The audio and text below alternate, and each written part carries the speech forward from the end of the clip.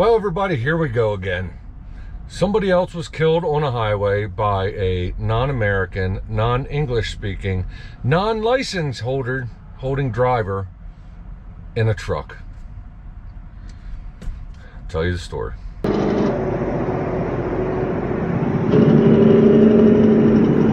So this accident happened on a road that I actually tell a story about a lot, and it was one of my favorite drives ever. I remember it was years ago. It had to be, I guess it was 14 years ago now. I was in Denver. I had a reefer. I took a load. I was a company driver. I took a load of chicken to Aurora, Colorado, and from there I had to go down to Buena Vista and pick up some lettuce.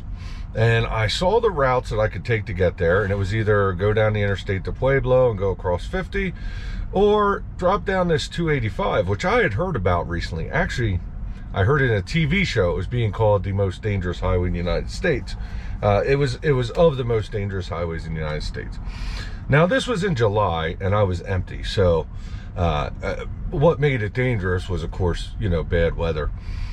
It was an interesting road. It was fun. I mean, there was switchbacks and stuff. There was some hills but very, very beautiful drive. I enjoyed it a lot, and I've told the story about it so many times. Just like this trip I'm on now in the Pacific Northwest. I mean, I'll remember this forever. No matter how many times I come back, I'll never forget the first time. But this happened on Highway 285, southwest of Denver, in a town called Conifer, C-O-N-I-F-E-R, Colorado. So here's a story, and I'm not going to be nice. I am tired of trying to beat around the bush about all these accidents happening. People that either bought their CDLs, don't have a CDL at all, don't care. I actually heard that recently from a DOT officer, that there are a lot of people, driving trucks without CDLs, maybe never even had a CDL. And also the English speaking thing. Having to use a translator for everything. And now there's translators on your phone. That's great, but no. So I'm tired of being nice about it. I really am. We're trying to beat around the bush about it. Let's just actually discuss what happened here. Because this is the second time in a week that I'm actually talking about this. Last time I talked about it was an accident that happened over a year ago, but the guy was just sentenced to a slap on the wrist. Actually, I'll put that up here if you didn't see it. But so a driver was arrested and charged with vehicular homicide and more following a fatal multi-vehicle crash that occurred near Conifer, Colorado on Tuesday.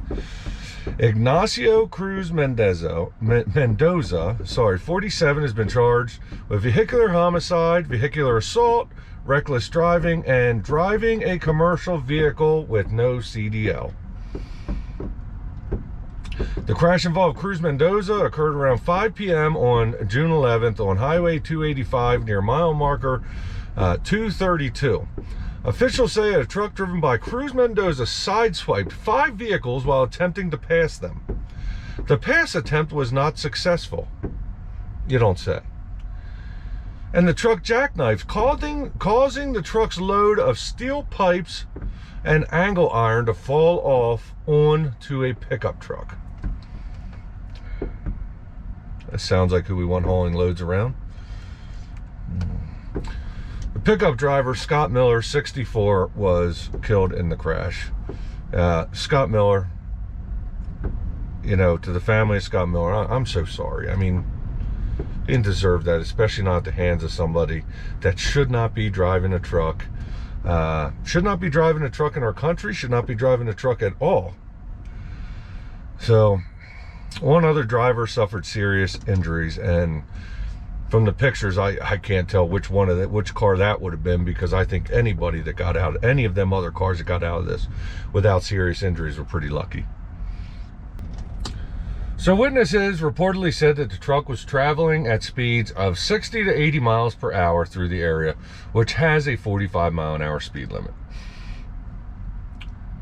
I can't remember that specific area. However, I don't remember anywhere on that road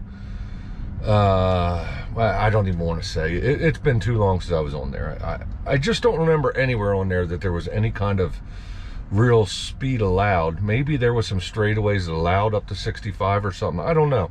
If you guys travel that road a lot, let me know. It's been, like I say, 14 years. I remember the views. I remember the trip. It was incredible. But Cruz Mendoza told police through a translator that his brakes went out. I'm not going to say it can't happen. I'm going to say it doesn't happen. It can happen. I don't think it happened here.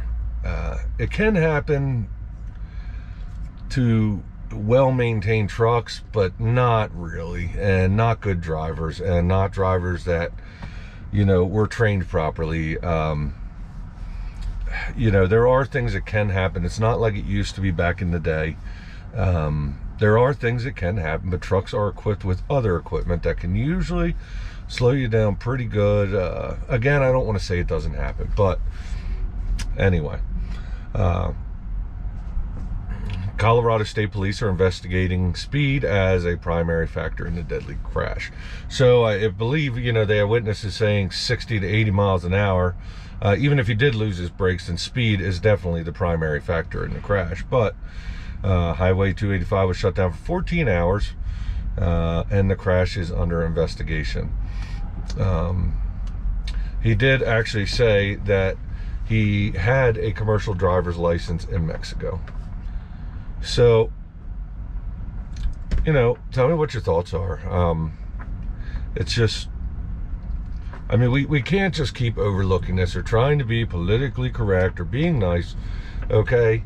If you can't speak English, I'm not talking about broken English. I'm talking about you actually need a translator, or you don't understand or can't say anything. Okay, I've met people over the years with broken English. Okay, it's okay, you know, if you gotta try to understand them. But there are people that cannot speak at all. They need a translator on their phone to do it. It's just, and to not have a license at all. Whether this guy's brakes went out, whether it was an accident, no matter what happened, he should not have been driving a truck in America. That's it. Should not have been driving a truck in America. I'm sure that whatever company he worked for, it doesn't even say. I hope they get shut down, but it doesn't matter. It's probably a 2-truck company that's going to get somebody else to get new authority tomorrow, put another driver in there without a license, see how much money they make before they kill somebody. So enough is enough. I mean, really, enough is enough. Guys, you know, like, subscribe, comment below. You can reach me at you can also email me at finchresources@gmail.com. You can also reach me through Facebook or Instagram. Try to subscribe to the Facebook Trucking Resources page, because I do say on there sometimes what's going on or what's coming up in some videos. In fact, I'm about ready to post what I'm going to be working on here pretty soon. But this was one I just had to get off my chest. When this came up on CDL Life, I was like, you got to be kidding me. Again. And I'm going to start filing and see how often it happens. I'm just disgusted by it. Accidents happen, but when you're not supposed to be driving a truck in our country, then there's definitely no excuse for it. That's totally preventable, because you shouldn't have been here. Anyway, guys, I'm sorry. I got some cool scenic view videos coming up. I actually got here, I'll give you a sneak peek. I'm working on the history of Kenworth, which is a pretty big story, but you know, hopefully upcoming stories are a little bit happier. But thanks for watching, guys, and I'll catch you on the next one.